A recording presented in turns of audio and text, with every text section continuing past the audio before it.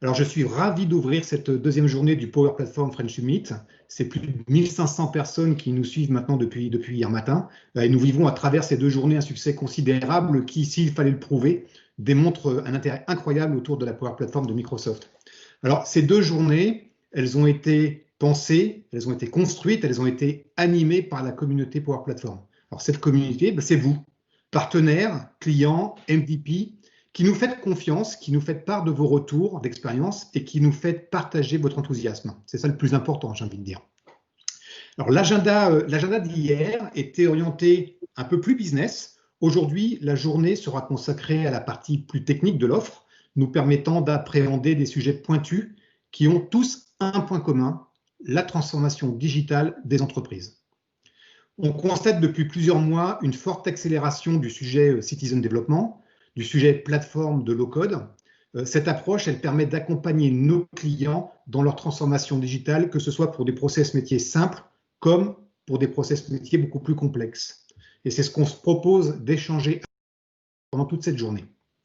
Et avec le contexte, faut bien le dire, avec le contexte que l'on connaît depuis mars et la crise Covid, la transformation digitale des entreprises n'est plus une option, mais une nécessité urgente. Donc, on est vraiment dans une actualité extrêmement chaude.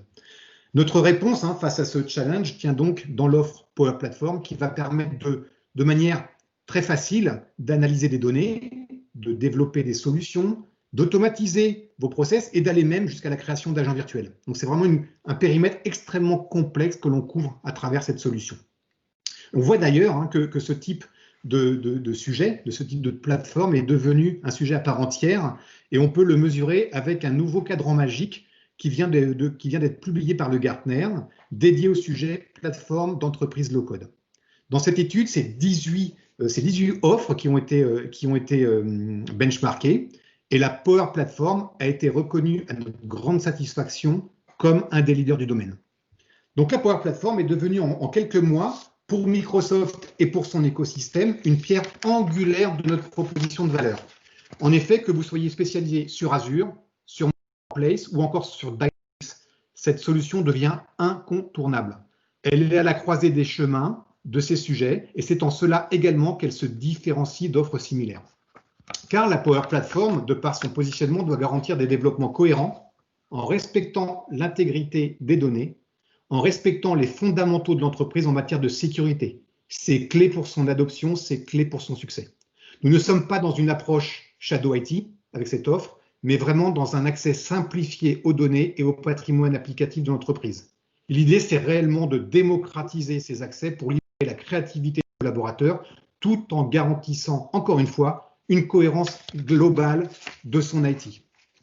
Alors, en tant que responsable technologique de l'écosystème partenaire, bien, la mission de l'équipe, elle s'articule autour de 3 axes. Former et certifier cet écosystème, construire des offres innovantes et adresser ensemble les projets chez nos clients afin d'en faire de pleine réussite. On peut dire que ces 3 axes sont très largement adressés avec la Power Platform. Nous avons mis en place une académie Power Platform avec une nouvelle promotion tous les 2 mois. Chaque promotion a une capacité de 200 personnes et jusqu'à maintenant, malheureusement, nous ne pouvons satisfaire toutes les demandes de participation que nous recevons.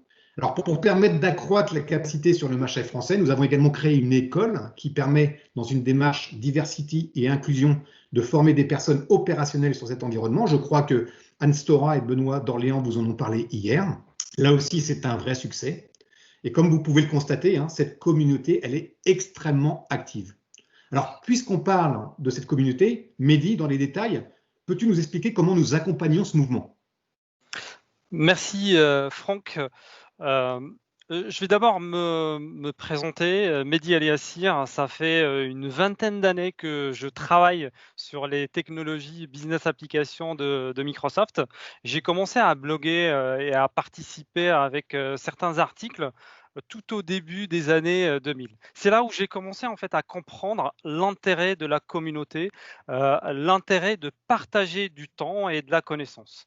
Ces jours ne sont pas destinés uniquement à mettre en valeur les produits Microsoft, mais plutôt mettre en valeur le génie des personnes qui utilisent ces produits tous les jours, pour répondre d'abord à leurs besoins quotidiens en tant que développeurs, développeurs en tant que vrais développeurs, et dans la plupart des cas, pour répondre aussi à des besoins d'autres personnes. Je précise bien d'autres personnes, parce que c'est là la notion en fait d'une communauté. Que vous partagez vos idées sur des blogs, sur les réseaux sociaux, que vous participez à des événements de la communauté Microsoft comme celui d'aujourd'hui, ou que vous posez vos questions tout simplement sur le site de la communauté Power Platform, vous faites partie de cette communauté qui grandit tous les jours. La preuve, c'est le nombre de participants d'ailleurs de ces 2 jours hein, de la Power Platform French Summit. Et d'ailleurs, je salue toute la communauté francophone, au-delà en fait de la France. Et je cite les top 10 des pays qui sont allés en fait sur le site parce qu'on l'a monitoré avec des outils de la Power Platform, mais notamment un Customer Insights et Engagement Insights.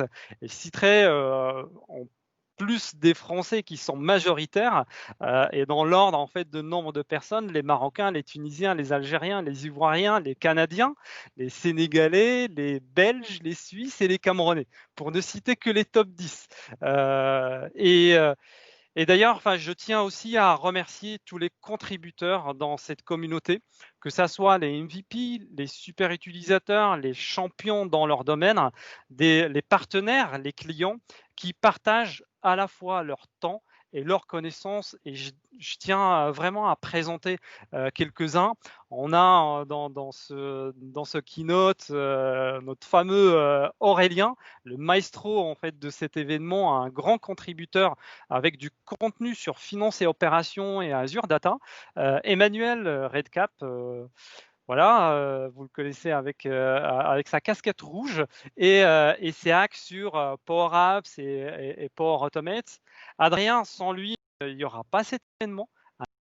De Teams et la Power Platform. Patrick, un énorme contributeur de la communauté Microsoft 365. Jean-Pierre et Tristan, le fondateur du club ou les cofondateurs du club Power BI et la communauté data en France. Raphaël, Julien, Nicolas, les Canadiens de la bande. Abdelkader, celui qui a déjà organisé un hackathon avec nous, enfin on compte en organiser d'autres, Alan, Chloé, Théophile, Mélanie, il y en a plein d'autres. Vous voyez déjà, en fait, j'ai cité quelques personnes qui contribuent pratiquement tous les jours et inspirent d'autres personnes à travers leurs articles, leurs vidéos, leurs meet-up, leurs hackathons, qui organisent tout le long de cette année. Et d'ailleurs, je passe la main à Emmanuel qui va nous raconter un petit peu la genèse de cet événement. Oui, merci Mehdi. Donc oui, moi je me présente tout d'abord, donc Emmanuel Galis. À l'origine, j'ai été un consultant sur SAP et puis en 2012, j'ai complètement basculé de technologie. J'ai basculé sur la technologie Microsoft en m'auto-formant lors d'un projet SAP et SharePoint. Et depuis ce moment-là, j'ai uniquement travaillé sur les produits Microsoft, en l'occurrence surtout SharePoint, et puis au fur et à mesure des années, basculer sur la partie online et enfin sur la Power Platform, parce qu'on sentait bien que le besoin des clients était là. Et donc, j'ai beaucoup investi de temps et depuis 3 ans maintenant, je ne fais plus que des projets Power Platform, principalement autour de Power Apps. Et à ce titre, comme je suis quelqu'un qui aime beaucoup partager la connaissance, donc j'ai ouvert un Power Platform User Group sur Toulouse, que j'ai voulu ouvrir à toute la communauté française et qui s'appelle donc le Power Platform, le French Power Platform User Group. Et donc, je voulais prendre juste 2 ou 3 minutes pour aussi vous raconter un peu effectivement l'origine de cet événement, comment tout ça est arrivé. Donc, il y a un peu plus d'1 an maintenant, on a senti avec quelques personnes et quelques contacts sur LinkedIn avec qui on discutait, qu'il y avait cette envie de rassembler, de fédérer un peu la communauté francophone autour de ce sujet de la Power Platform. Et donc, il s'est avéré qu'en parallèle, en même temps que nous avions ce sentiment-là, il y a eu le Power Platform World Tour qui malheureusement ne s'est pas arrêté à Paris, et il y a Amélie Lair et Mehdi en l'occurrence qui chez Microsoft se sont dit quand même c'est dommage qu'il n'y ait pas eu de gros événements autour de la Power Platform en France, donc faisons le nôtre, allons-y. On se lance et on engage avec nous et on emporte avec nous et on pousse la communauté pour que ce soit elle qui l'apporte. Et donc, c'est parti de cette petite équipe, voilà, avec Amélie, Mehdi, James Parker, Aurélien, moi-même. On a commencé à contacter tous les spécialistes un peu des différents sujets sur la Power Platform qu'on connaissait déjà via LinkedIn.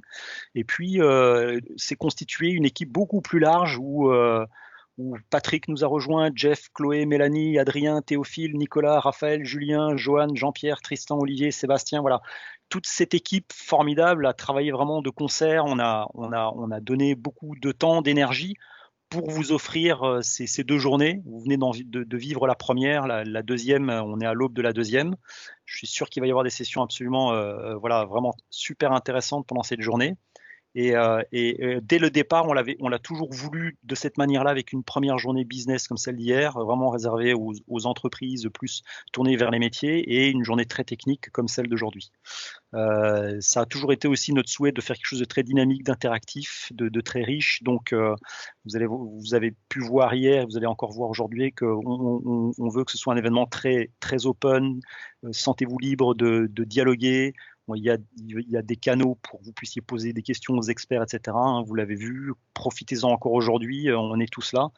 Et on espère que vous allez passer un très bon moment dans notre compagnie aujourd'hui encore. Et je suis certain qu'à l'avenir, on organisera encore d'autres événements de ce type-là avec l'association BIZAPS French Community. Et je vais laisser Aurélien peut-être nous parler un petit peu de cette association. Super, merci Manuel. Donc effectivement, moi je me représente un petit peu rapidement pour ceux qui ne me connaissent pas. Donc Aurélien Clerc, effectivement je suis MVP Business Application. Ça fait 10-15 ans que je travaille sur Dynamics. J'ai fait un peu de tout, moi, j'adore faire un peu de tout. Assez curieux de base, donc j'ai fait de l'AX pour ceux qui connaissent à l'époque, et j'ai switché sur CRM. Et après j'ai fait de la 365 et je suis revenu à l'ERP. Enfin voilà, j'ai fait un peu de tout. Mais effectivement, en ce moment, je me concentre énormément sur la Power Platform et énormément lié à Dynamics 365.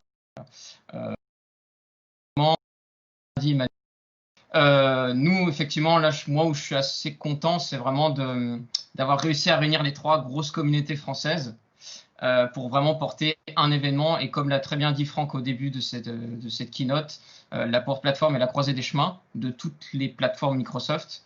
Et exactement comme va vous préciser après Adrien et Raphaël, nous-mêmes, en fait, pour cet événement, on a en fait utilisé tous les composants qu'on pouvait utiliser pour vous organiser, on l'espère en tout cas, une meilleure immersion possible pour cet événement virtuel.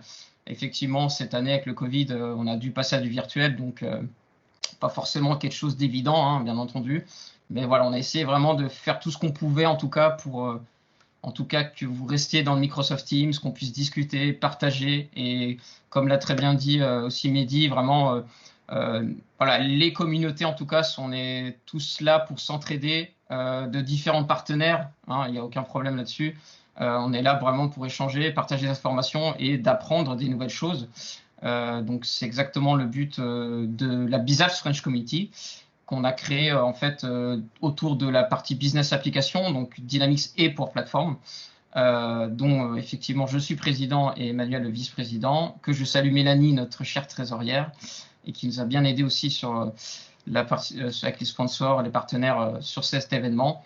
Voilà, on a vraiment monté aussi tout ça dans Microsoft Teams parce que, comme l'a dit aussi Mehdi, le but, même si on a déjà organisé un de hackathon sur la Power Platform, le but c'est que vraiment on reste tous ensemble après l'événement sur cet espace Microsoft Teams pour pouvoir justement potentiellement pouvoir continuer à poser des questions après l'événement, échanger ensemble, organiser d'autres hackathons. Voilà, donc vraiment de centraliser la communauté francophone mondiale au même endroit. Voilà, comme il peut se faire sur différents outils externes, mais voilà, le but c'était vraiment ça. Donc voilà, donc j'espère que vous passerez une très bonne journée ce vendredi Effectivement, on a dû faire pas mal de choix. On a, pour votre info, eu 150 sessions de soumis. On a mis le petit challenge qu'on essayait d'aller avoir 100. On me disait, bon, ça allait être compliqué, mais au final, voilà, on a eu quand même beaucoup plus de sessions que prévu. Donc, on a dû faire malheureusement quelques choix, mais voilà, bien entendu, ceux qu'on n'a pas pu présenter, on essaiera de les mettre en place sur le prochain événement parce que, comme l'a dit mes chers collègues, voilà, il y aura d'autres événements, bien entendu. C'est que la première édition, on va en continuer à en faire et c'est bien normal. Parce que comme vous avez pu voir, voilà, il y a beaucoup de nouveautés, beaucoup de choses à apprendre sur la Power Platform. Le trend est assez élevé à suivre. Voilà, mais donc on est là pour ça. Et justement, je passe la main à notre cher MVP Teams qui a fait beaucoup de travail sur Adrien, qui a fait beaucoup de travail sur l'aspect expérience, comme il va vous le décrire. Voilà. Merci Aurélien, bonjour à tous. Donc Adrien des Team Soccer. Moi je viens vraiment du monde de l'IT. J'ai bougé sur le consulting et sur 365 assez tardivement, mais avec un très gros focus et un penchant très prononcé sur Teams, les immersions, les scénarios, la gouvernance, comment est-ce qu'on peut marier le tout, et le tout du coup avec la Power Platform.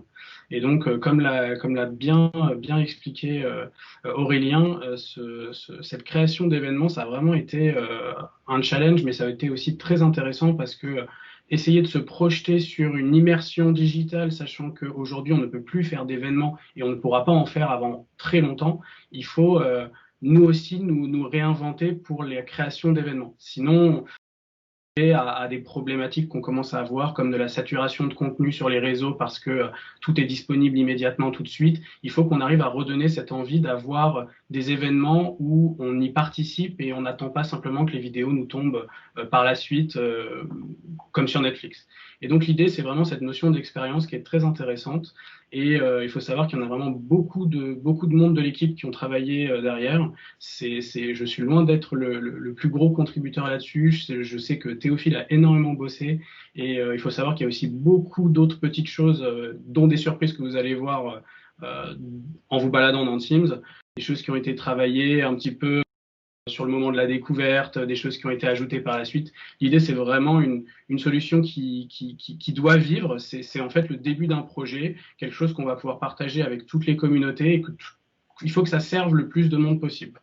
Voilà, c'est vraiment ça l'idée là-dessus. Et je pense que Raphaël va être tout à fait en capacité de vous présenter un peu plus cette vision qu'on a autour de un peu de cette solution, quoi. Merci beaucoup, Adrien. Bonjour à tous, moi je m'appelle Raphaël Potin, je suis actuellement basé au Canada. J'ai eu la chance de pouvoir participer à la mise en place de cet événement. Merci beaucoup d'ailleurs Aurélien pour l'invitation. Effectivement, comme le disait Adrien, ça a été un effort de la communauté qui a participé à toute l'organisation de l'événement. Construire cet espace que vous allez pouvoir découvrir tout au long de la journée, si ce n'est pas déjà fait hier. Toutes les petites surprises qui ont été mises en place, c'est des choses qui ont été mises en place pour l'événement, par le comité d'organisation.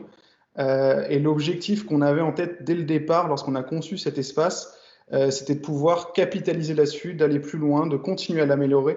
C'est vraiment la philosophie de notre communauté. Donc, l'objectif, c'est plus tard de mettre en place tout ce qu'on a réalisé sous GitHub, par exemple, sous la forme d'un projet open source, ce qui permettra à toutes les autres personnes de la communauté de bâtir des espaces un peu comme celui-ci pour présenter des événements, pour organiser des choses et faire avancer la communauté. L'objectif, c'est vraiment qu'on avance tous ensemble, qu'on construise de belles choses et qu'on capitalise sur cette plateforme qui a vraiment beaucoup de capacités, qui est vraiment très puissante.